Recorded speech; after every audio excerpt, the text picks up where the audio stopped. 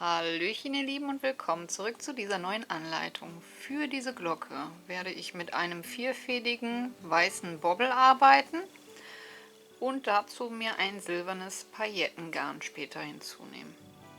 Ihr könnt natürlich jede x-beliebige Wolle nehmen, ganz wie ihr meint.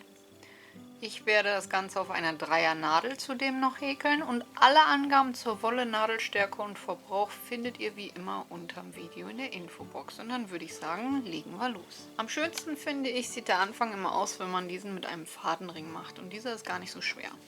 Wir legen den Faden zwischen Mittel- und Zeigefinger, gehen von außen herum, zweimal von außen um den Daumen herum und halten den kleinen Endfaden mit Ring und kleinem Finger fest. Dann nehmen wir die Nadel und stechen von oben in die Schlaufe am Daumen ein und holen uns den Spannfaden aus der Mitte. Dann den Faden noch einmal holen und unsere erste Masche abmaschen. So, und jetzt können wir schon den Daumen aus der Schlinge ziehen. Und weiter gehäkelt wird um beide Fäden, denn nur so können wir auch nachher an diesem Faden alles zuziehen. Wir benötigen jetzt insgesamt 15 feste Maschen. Dazu gehen wir um beide Fäden herum, holen den Faden und häkeln eine feste Masche ab. Beide Fäden herum, Faden holen, eine feste Masche. Und so jetzt insgesamt 15 Maschen.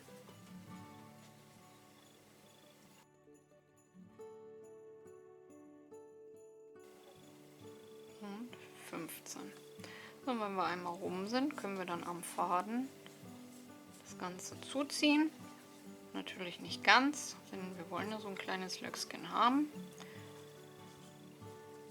Und können dann in der ersten Masche mit einer Kettmasche schließen. Die nächste Runde beginnt mit 3 Wendeluftmaschen für ein Stäbchen. Und dann stechen wir direkt am Fuße, wo die Steigeluftmaschen rauskommen, ein und häkeln dort noch ein Stäbchen, sodass wir 2 in einer Masche haben. Danach behäkeln wir die nächsten 6 Luftmaschen oder Maschen mit jeweils 2 Stäbchen, also in jeder Masche 2 Stäbchen hinein, sodass wir insgesamt 7 Maschen mit jeweils 2 Stäbchen haben und insgesamt 7 Stäbchen dann an der Zahl.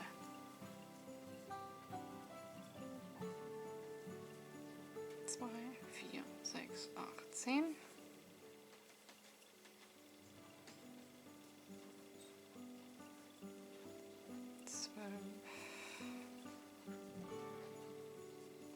Und 14. Und dann sollte das so aussehen.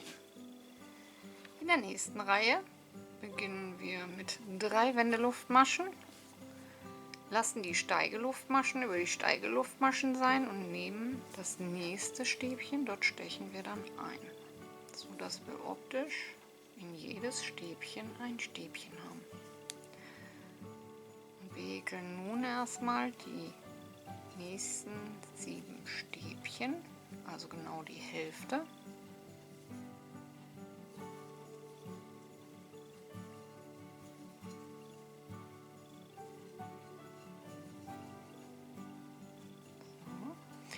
Und dann gehen wir zwischen den beiden Stäbchen 7 auf der und 7 auf der dazwischen hindurch und häkeln dort 2 Stäbchen hinein. Also wir machen dort eine Zunahme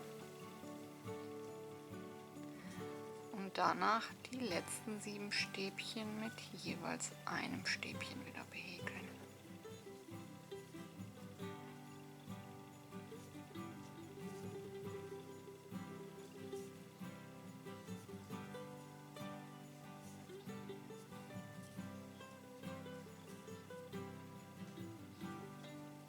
Und die Steigeluftmaschen am Ende nicht vergessen, dort seitlich in die zweite Masche von unten am besten einstechen und das 7. Stäbchen häkeln.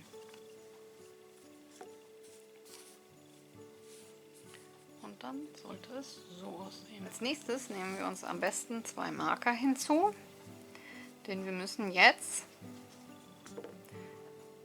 neben der Zunahme die nächste Zunahme machen. Das heißt, hier hatten wir unsere 2 Stäbchen in die Mitte zusätzlich dazu gehäkelt. Und ich gehe dann in diese Masche davor und diese Masche danach. Und dort, wo die Marker sind, kommen jetzt dann 2 Stäbchen in ein Stäbchen hinein. Wir beginnen die Reihe dann wieder mit 3 Wendeluftmaschen, Steigeluftmaschen über Steigeluftmaschen, in jedes Stäbchen ein Stäbchen häkeln,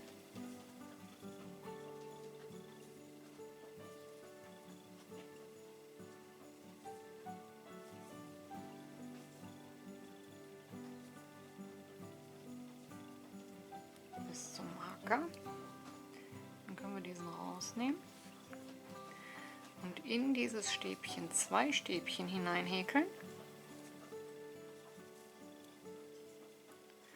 und uns den Marker auch hier wieder direkt ein Stäbchen davor setzen.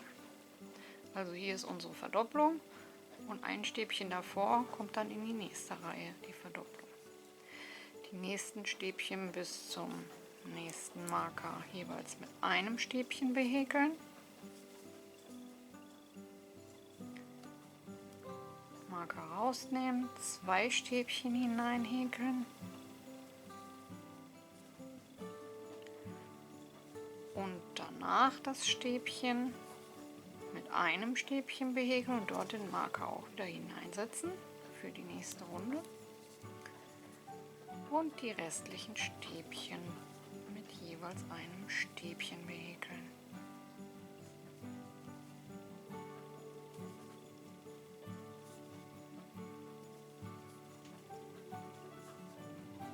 Und auch hier wieder am Ende die Steigeluftmaschen der Vorreihe nicht vergessen, zweite Masche von unten und ein Stäbchen hinein.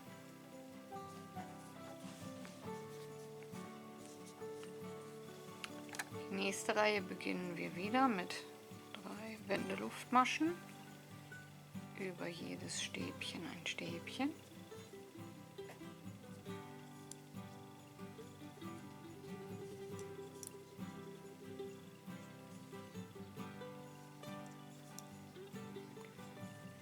In die Masche mit dem Marker 2 Stäbchen.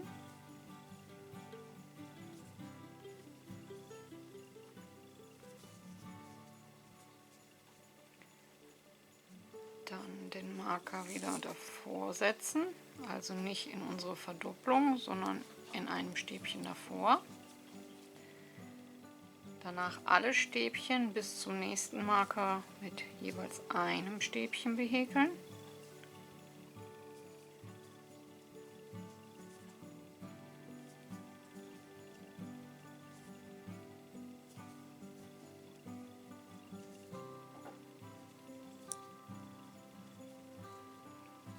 Die Masche mit dem Marker wieder mit 2 Stäbchen behäkeln. Das Stäbchen danach mit einem und dort wieder den Marker hineinsetzen.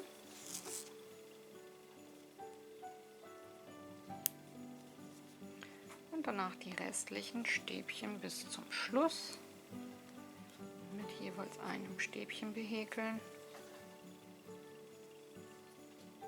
Und am Ende die Steigeluftmaschen der Vorreihe auch nicht vergessen, damit wir einen schönen geraden Abschlussrand haben. In die zweite Masche von unten das letzte Stäbchen hinein.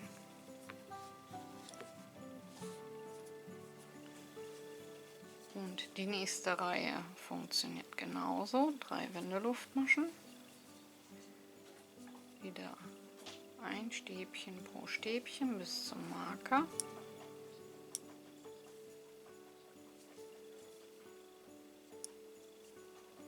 In die Masche mit dem Marker 2 Stäbchen hinein.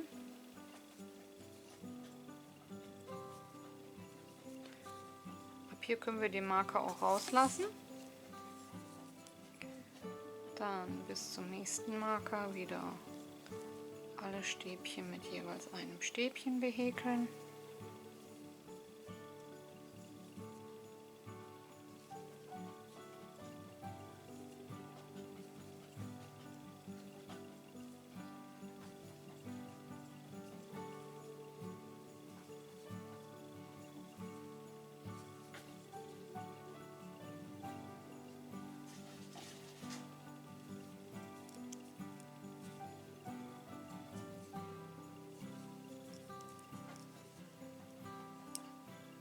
Die Masche mit dem Marker wieder 2 Stäbchen hinein.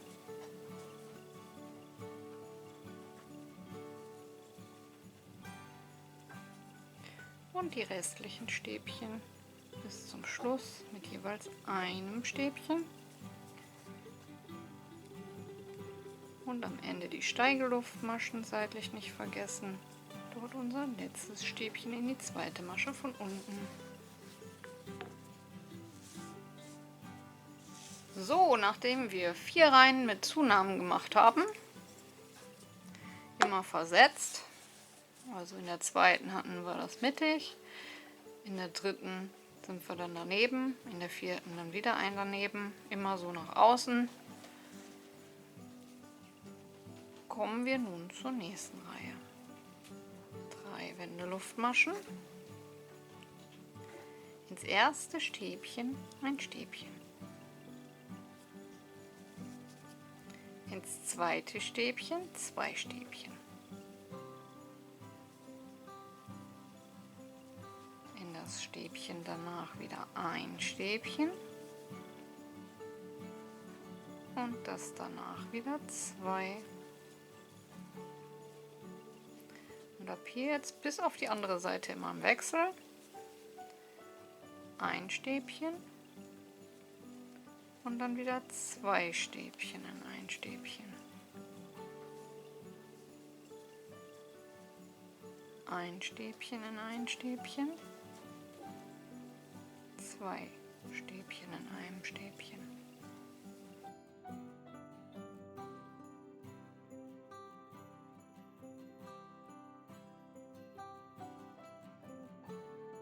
Und am Ende der Reihe die Steigeluftmaschen der Vorreihe nicht vergessen und dort unser letztes Stäbchen hineinhäkeln.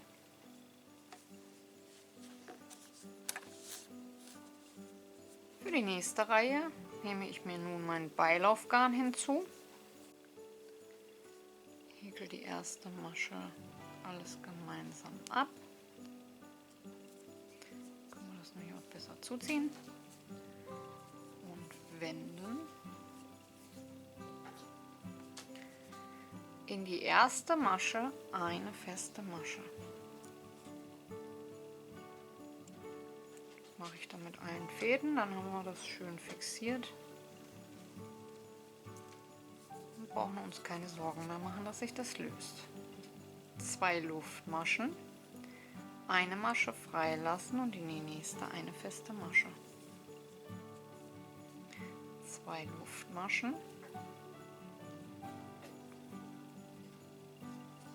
Eine Masche freilassen und in die nächste eine feste Masche. 2 Luftmaschen, eine freilassen und in die nächste eine feste Masche. Und so jetzt bis zum Ende. 2 Luftmaschen, eine freilassen, eine feste Masche. Und so erzeugen wir lauter kleine Bögen.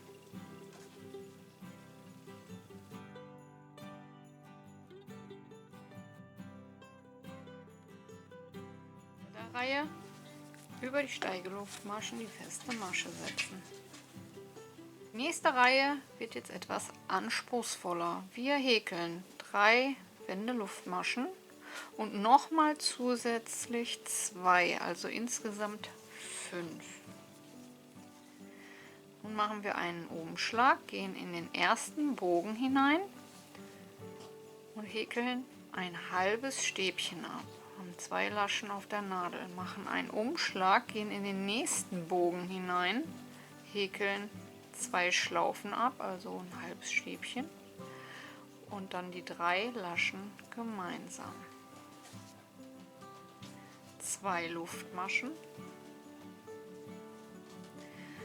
Umschlag, in den schon behäkelten Bogen einstechen, ein halbes Stäbchen abhäkeln, danach einen Umschlag in den nächsten Bogen, ein halbes Stäbchen abhäkeln und 3 Schlaufen wieder gemeinsam. 2 Luftmaschen, Umschlag, in das behäkelte einstechen, ein halbes Stäbchen, Umschlag, in das nächste Löcksken einstechen, ein halbes Stäbchen, 3 Schlaufen gemeinsam abmaschen.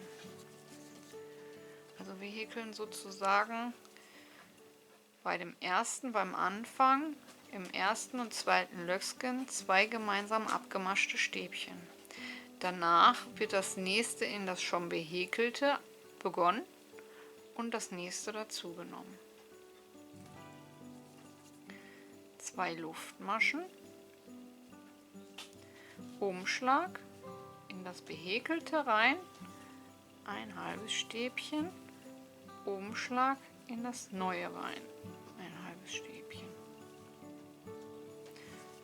So dass quasi jedes Beinchen vom A immer mit in dem gleichen Trend steht, außer jetzt am Anfang.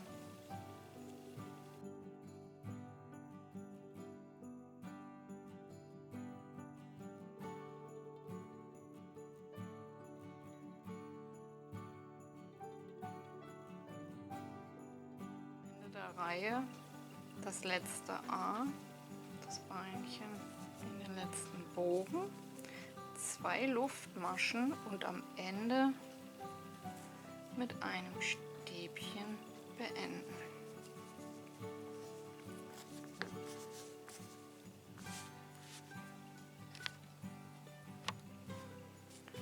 Ich drehe das mal um. So. Für die nächste Reihe können wir uns nun vom Beilauffaden trennen, machen 3 steige Luftmaschen, diese ersetzen unser erstes Stäbchen und häkeln um die erste Luftmaschenkette 3 Stäbchen.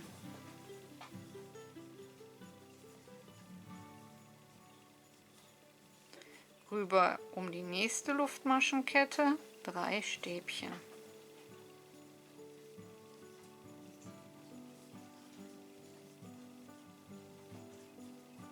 Rüber zur nächsten, um die Luftmaschenkette 3 Stäbchen.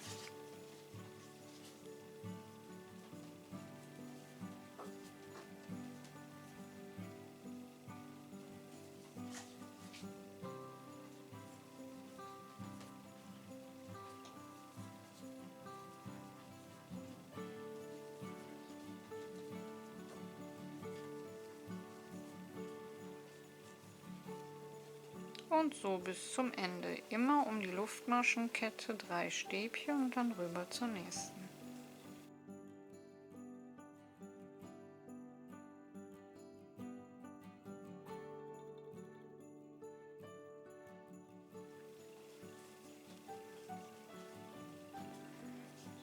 Um den letzten Bogen, also seitlich, wo wir quasi 5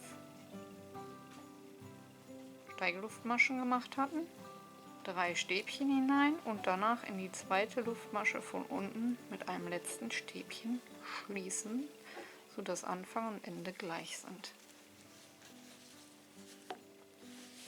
Kommen wir nun zur letzten Reihe. Dafür nehme ich mir wieder mein Paillettenbeilaufgarn hinzu, häkel die erste Masche gemeinsam mit allen Fäden ab,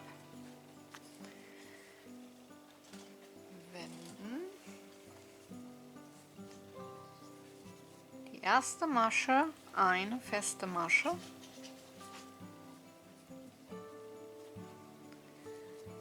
und dann geht es wieder los. 2 Luftmaschen, eine Masche freilassen, eine feste Masche. 2 Luftmaschen, eine Masche freilassen, eine feste Masche. 2 Luftmaschen, eine Masche freilassen, eine feste Masche. 2 Luftmaschen, eine Masche freilassen, eine feste Masche.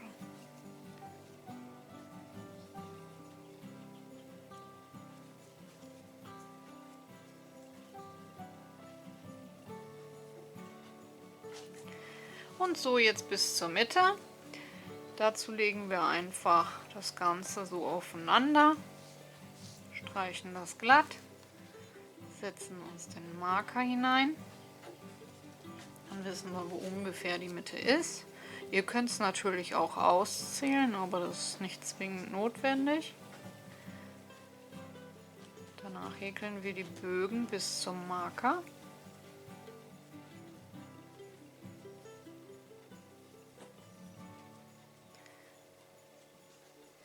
Jetzt könntet ihr zum Beispiel bei dem Marker eine schöne große Perle anbringen. Das sieht natürlich auch sehr, sehr schön aus. Oder einfach nur ein großes Picot häkeln. So, ich bin jetzt beim Marker angekommen. 1, 2, 3, 4, 5. Gleiche Einstichstelle, eine Kettmasche, wenden.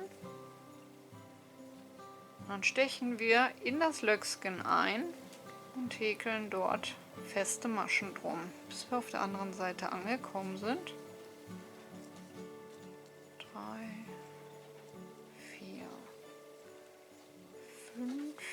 Ich mache jetzt noch eine 6. rein. So.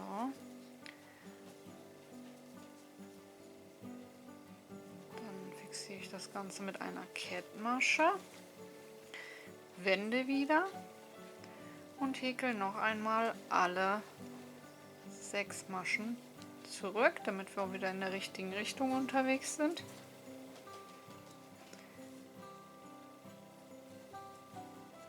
Oben in der mittleren mache ich 2 Maschen in eine, damit wir den Bogen hinbekommen. Wenn ihr für euch empfindet, dass ihr noch eine Masche mit einer Zunahme braucht, dann macht das. Es kommt immer darauf an, wie fest oder wie locker ihr häkelt. Irgendwas hängt jetzt hier. Moment. Hat sich was verheddert. So. Wenn wir auf der anderen Seite wieder angekommen sind, mache ich wieder eine Kettmasche. So. Und dann haben wir schon mal den unteren Teil. So könnte man das dann auch lassen. Und dann geht es weiter.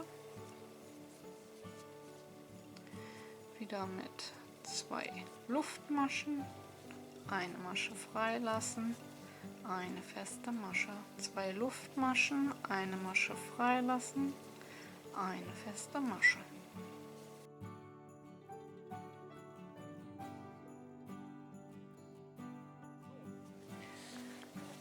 Danach sieht das Ganze schon mal so aus, das kann sich dann schon mal sehen lassen.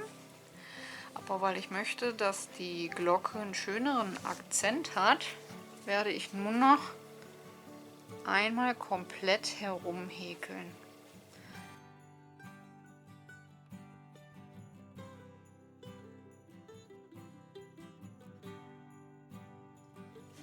Hier oben bei dem Bogen nehme ich in jeder zweiten Masche eine Verdopplung mit rein. Also in jede zweite Masche 2 feste Maschen, damit ich den Henkel nicht so kaputt mache und der so unförmig aussieht.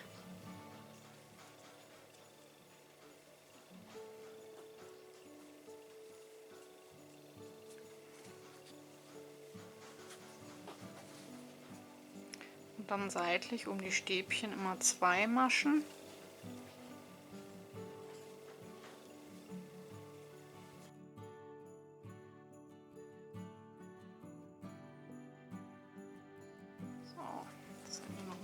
Kettmasche und dann ist unsere Glocke auch schon fertig. Faden abschneiden und Faden vernähen. Und das war auch schon die Anleitung an sich. Ihr könnt natürlich auch einfach nur den Rand machen, das größere Picot weglassen und als Beispiel jetzt mal diese kleine Perle so da dran machen oder eine etwas größere oder halt in diesem Picot jetzt diese Perle hinein. Oder sowas hier würde auch schick aussehen.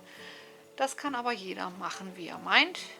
Mir ging es jetzt nur darum, euch dieses Grundgerüst rüberzubringen. Ich hoffe, euch hat die Anleitung gefallen und ihr seid gut mitgekommen. Und ob ihr daraus jetzt einen Untersetzer für auf den Weihnachtstisch oder auf irgendwelchen Beistelltischen macht oder mit filigranem Garn und einer kleineren Nadel als Aufhängerchen für einen Weihnachtsbaum oder Mobile. Da sind der Fantasie beim Basteln keine Grenzen gesetzt. Ich wünsche euch viel Spaß beim Nachwerkeln und wir hören uns beim nächsten Mal. Bis dahin. Ciao, ciao.